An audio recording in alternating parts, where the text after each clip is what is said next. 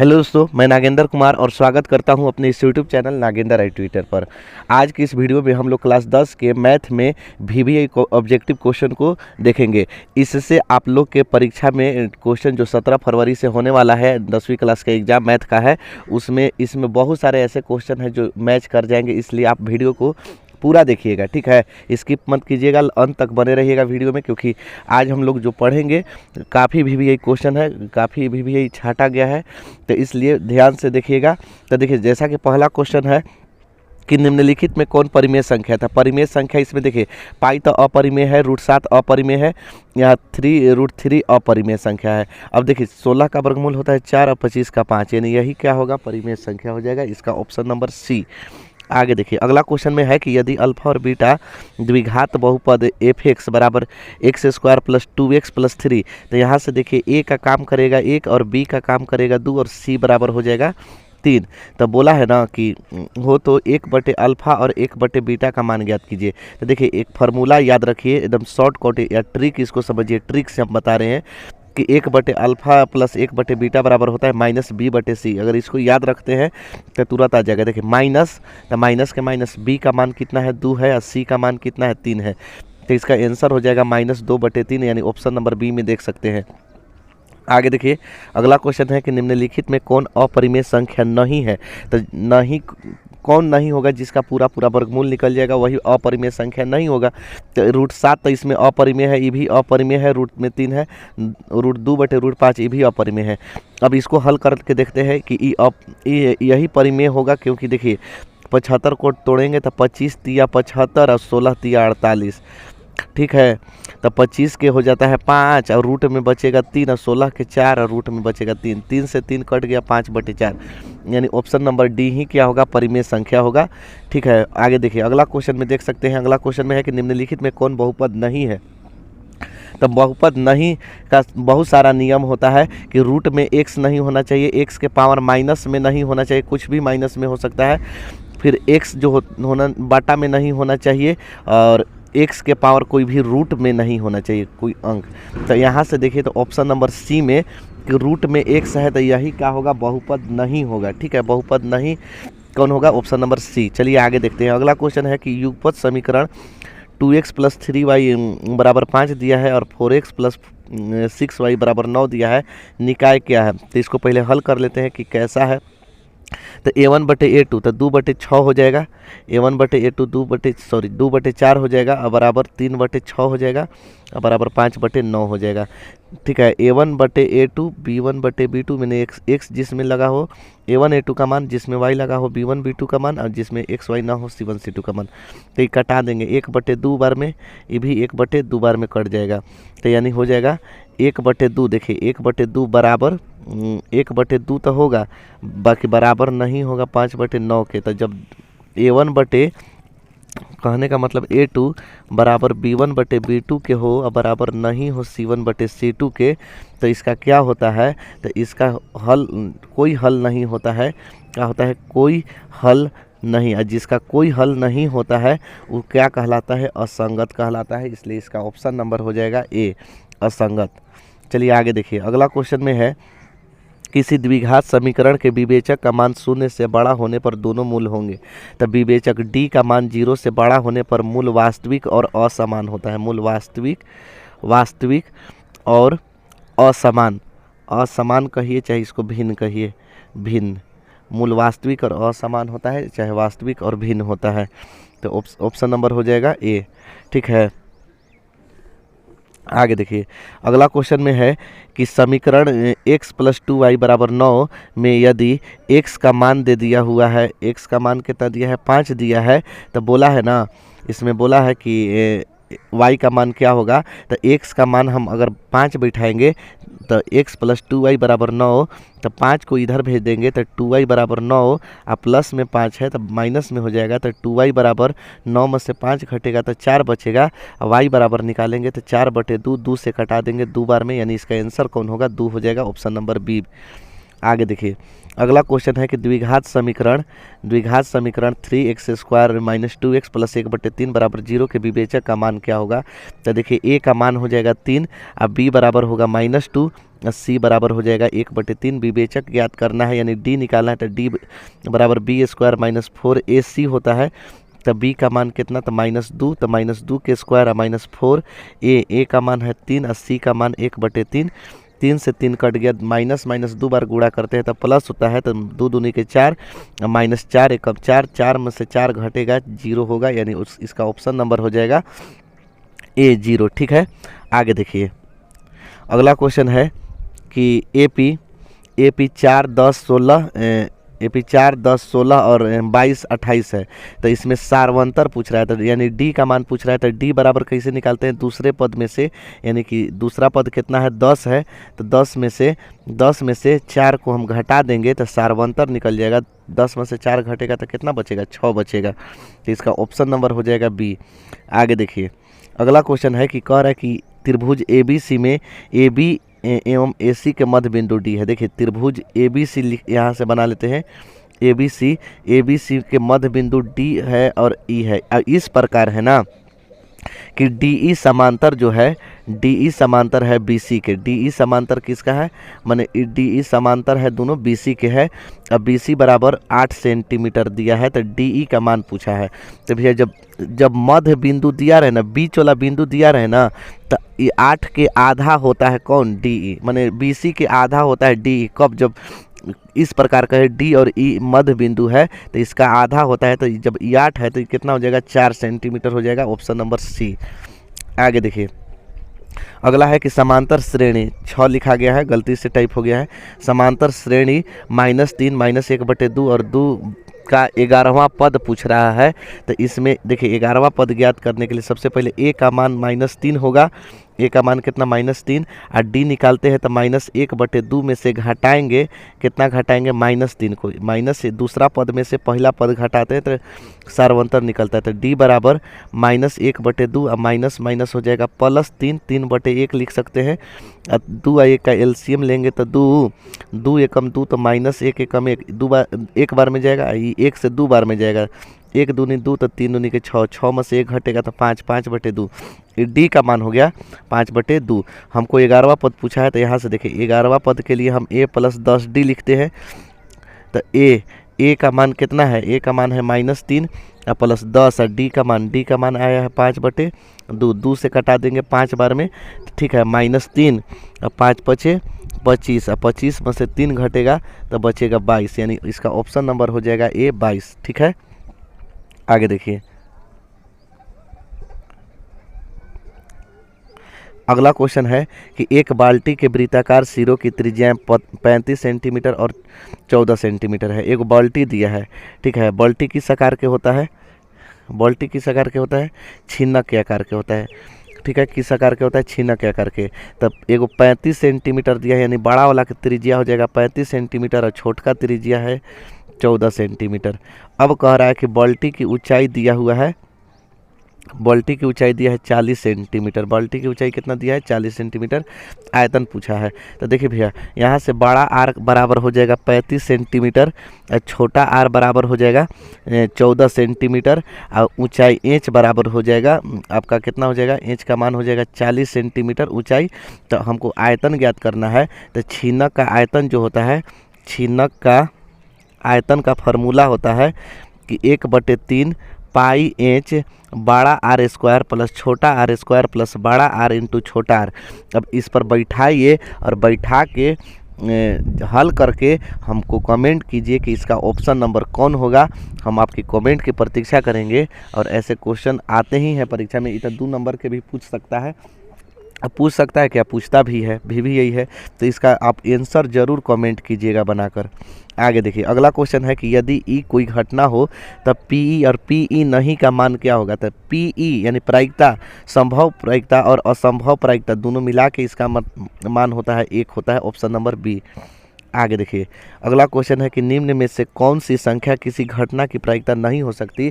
तो घटना की प्रायिकता कौन नहीं हो सकती है, जो माइनस में आ जाए या 1 से बड़ा आ जाए। तो 1 से बड़ा नहीं होना चाहिए प्रायिकता, या माइनस में नहीं होना चाहिए। तो माइनस दे दिया है, तो माइनस इसका आंसर हो जाएगा -15।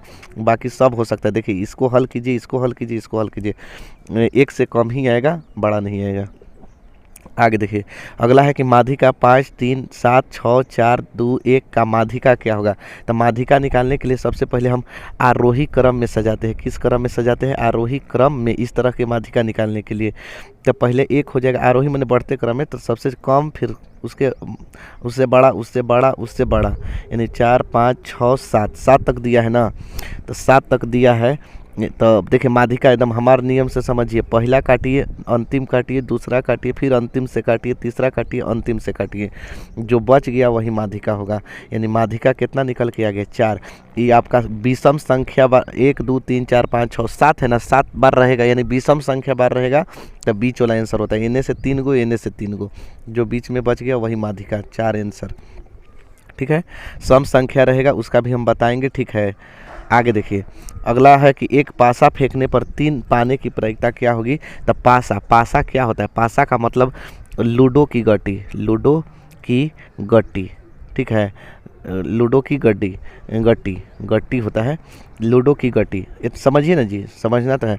पासा का मतलब लूडो की गट्टी। पासा में क्या होता है? 1 2 3 4 5 6वें तक रहता है।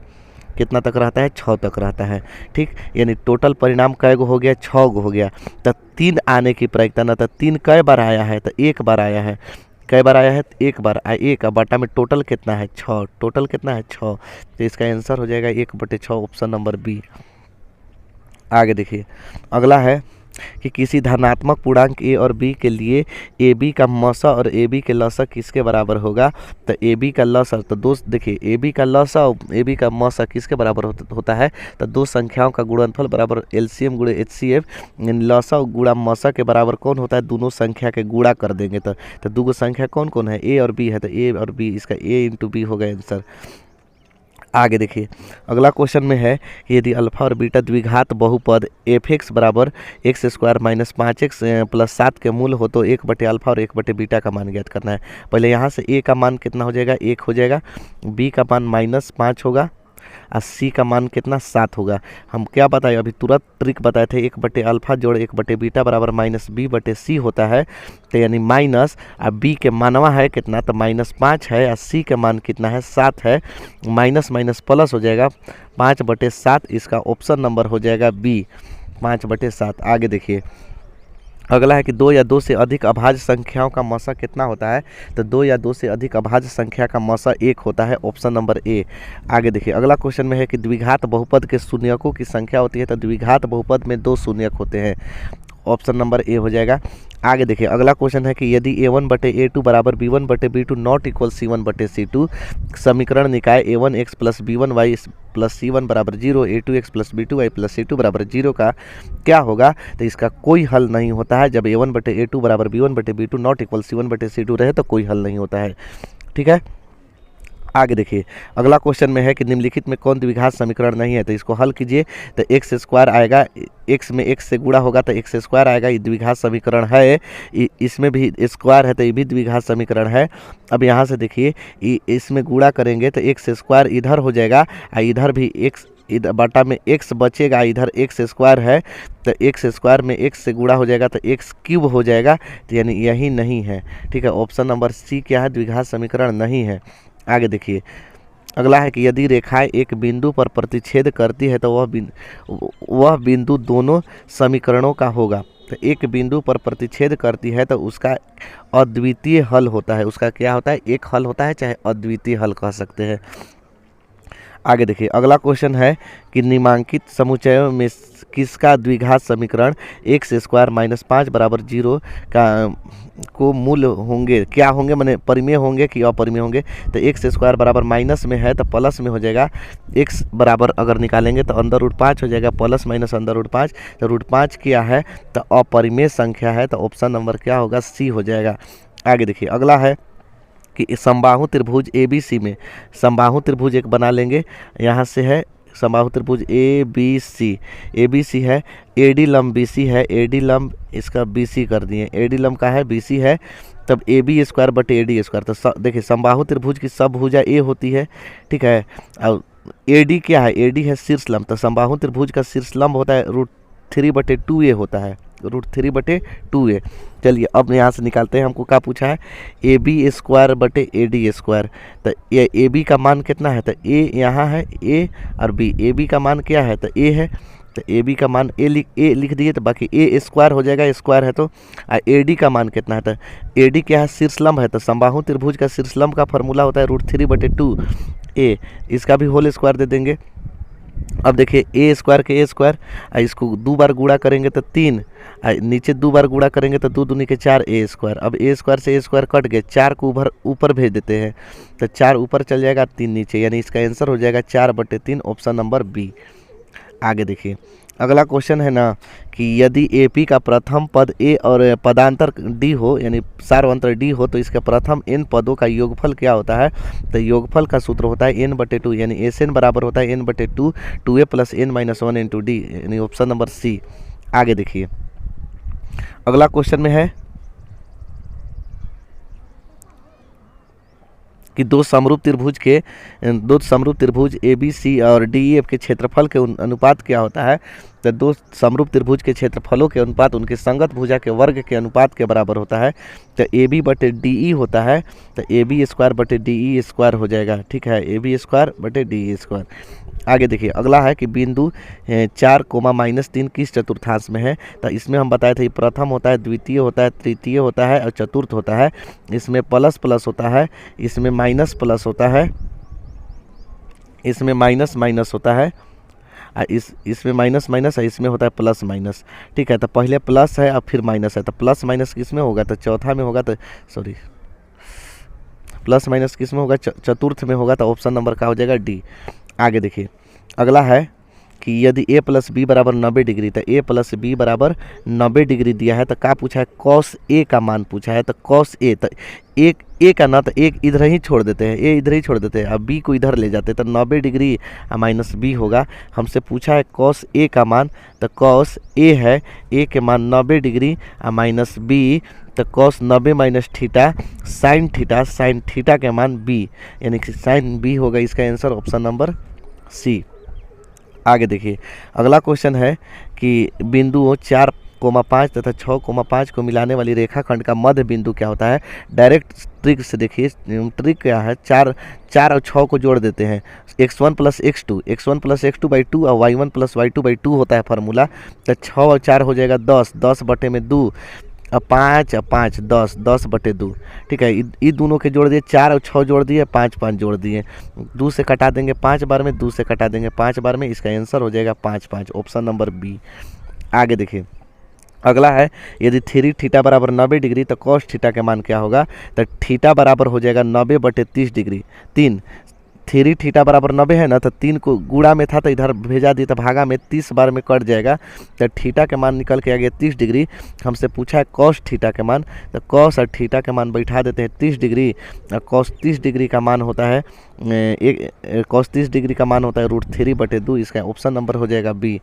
आगे देखिए अगला है कि यदि सूर्य की ऊंचाई 60 डिग्री है, सूर्य का ऊंचाई नहीं है, सूर्य का उन्नयन कोण है, सूर्य का उन्नयन कोण है 30 डिग्री है, ठीक है। और तब छाया 30 मीटर है, छाया कभी भी नीचे बनता है, छाया कहाँ बनता है, नीचे, ये छाया होता है।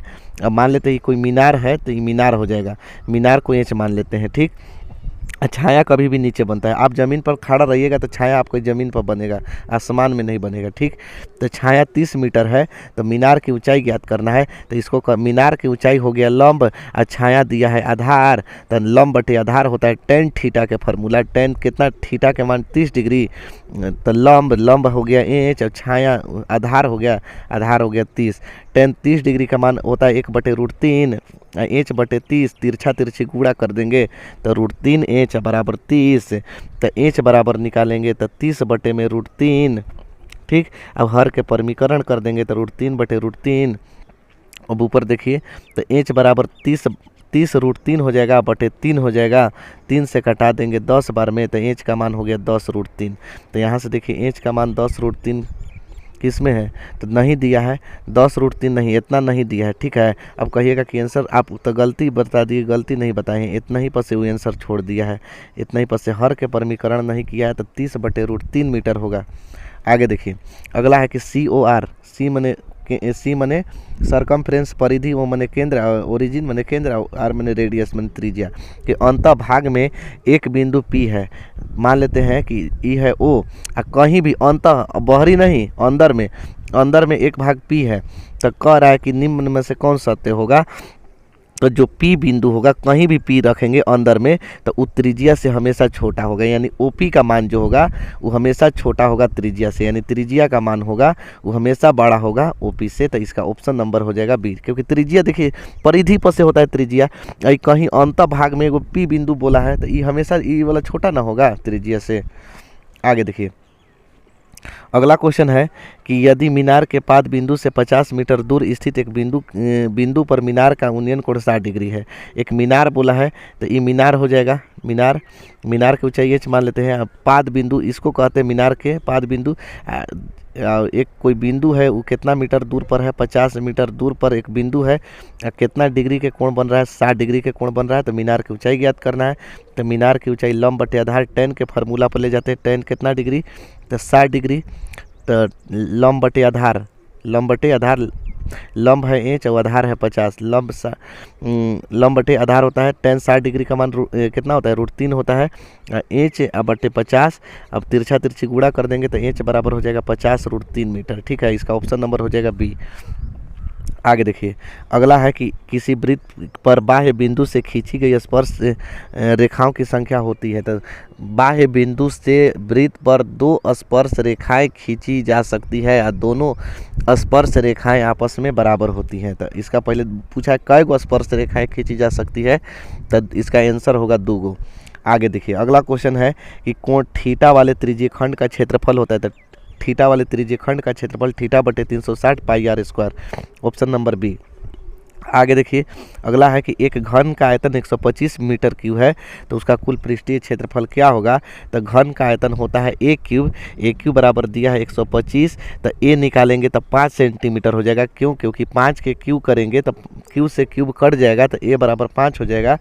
अब घन का पूछा है कुल पृष्ठीय क्षेत्रफल, तो घन का कुल पृष्ठीय क्षेत्रफल होता है 6a स्क्वायर। तो 6a का मान है 5, तो 5 के स्क्वायर, तो 6 5 5 हो जाएगा 25, 25 में 6 से गुणा करेंगे तो 25 छक्के 150, ऑप्शन नंबर देख सकते हैं 150 सी है। आगे देखिए अगला क्वेश्चन है कि यदि किसी वृत्त की त्रिज्या दुगनी कर दी जाए, पहले त्रिज्या मान लेते हैं r है, दुगनी कर देंगे तो 2r हो जाएगा। तो नया वृत्त और पुराना वृत्त के परिधि के अनुपात, तो नया वृत्त कौन बना, जो ये वाला ये नया है, पहले का है त्रिज्या, तो पहले ये पुराना, तो पहले r था, अब नया हो गया 2r। तो पहले नया वृत्त की परिधि, तो वृत्त की परिधि 2 पाई r होता है, तो r के जगह आप 2r बैठा देंगे, 2 पाई r। फिर पुरानका के 2 पाई r ही लिखेंगे, r से r कट गया, 2 पाई से 2 पाई कट गया, नीचे कुछ नहीं तो 1 बचेगा, ऊपरे 2 नीचे 1, यानी 2:1, तो हो जाएगा 2:1, ऑप्शन नंबर बी। आगे देखिए अगला है कि यदि त्रिभुज ABC समरूप त्रिभुज PQR है, ए दिया है 47 डिग्री, 2 गो त्रिभुज है, एगो के नाम है ABC और एगो के नाम है PQR और दोनों क्या है, समरूप है। तो यदि a का मान 47 डिग्री है, इस 47 डिग्री है, तो a जितना उतना p और जितना q उतना r, जितना q उतना b, जितना उतना q। तो q है कितना 73 डिग्री, तो b भी 73 डिग्री होगा। और c का मान पूछा है ना, तो a है 47 अब b हो गया 73, किसके द्वारा, q बराबर हो जाएगा b के। तो 47 और 73 जोड़ के 180 में से घटा दीजिए, क्योंकि त्रिभुज के तीनों कोणों का एगो 180 डिग्री होता है।